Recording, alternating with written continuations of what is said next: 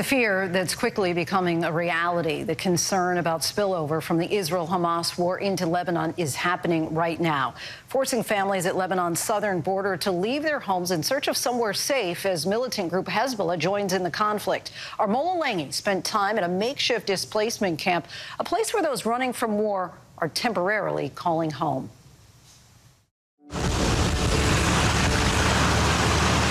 Lebanon. A nation wounded by decades of war. The Lebanese people bearing the scars. With a new conflict brewing between Lebanon-based militant group Hezbollah and Israel on Lebanon's southern border, thousands of people on both sides are being forced from their homes.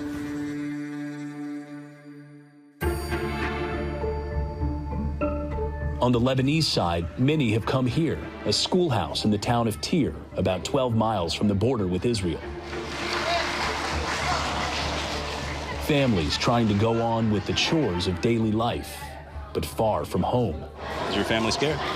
Little, yeah, scared for me. Mohammed is from the village of Duhaira. The 16-year-old fled to this displacement camp with his parents. Because of the fighting there in my village, some houses destroyed. I come to be safe from there. It's bad there, the fighting? Yeah, it's bad. What do you hear? What do you see? Like bombs and smoke. That's smoke.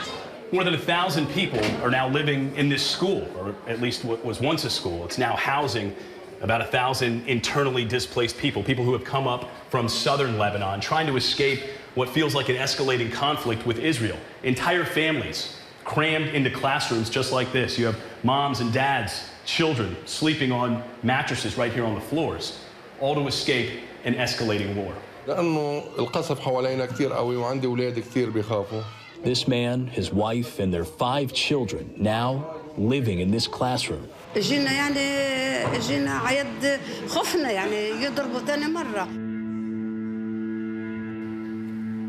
Families in makeshift living rooms, sitting on school chairs, waiting, their fate out of their hands. Outside, children playing, distracting themselves from an uncertain future. Elders who have seen too much, weathered by a lifetime of war.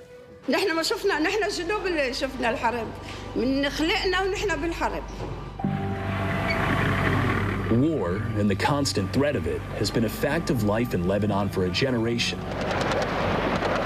Since 1948, there has been internal and cross-border violence, a 15-year-long civil war, and of course, wars with their Israeli neighbors to the south, including the 1982 Israeli invasion. And most recently, the 2006 war in Lebanon, a month-long conflict between Israel and Hezbollah, who's supported by the Iranian regime. Fighting over the years, focusing on the border between Lebanon and Israel. Small border towns and villages caught in the crossfire, with tens of thousands of combined casualties and millions of people reportedly displaced.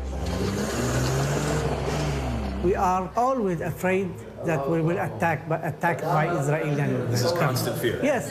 Hassan Hamoud is helping those fleeing this fight. Hassan himself has been displaced by war after war after war. In 2006 and in 1996, in 1993, in 1982, in 1978. This is for me. If you ask those who are elder from, they will tell you they will reach 1948. So it is hard. Now, a new generation experiencing the same old story. 2006, the war. What happened to your village then? It's destroyed, yeah, in my village. And what did you do after? You have to rebuild? Yeah, rebuild, then we be in my village. Yeah. So you rebuild, and now maybe another war. Yeah. After the October 7th attack by Hamas on Israelis and the subsequent aerial bombardment of Gaza by Israeli defense forces, There are fears that the small-scale border clashes will further escalate. معلوم خايفين نحن بأرضنا ليه بدناش نخاف نحن بنحبش نطلع من بيوتنا نحن بنحب بلادنا. All of this as the country now faces a deepening financial crisis fueled by a collapsing currency and hyperinflation, and a government plagued by political paralysis and alleged corruption. Up to this point, nearly 6,000 Lebanese people have been displaced from their homes in about 30 villages in southern Lebanon.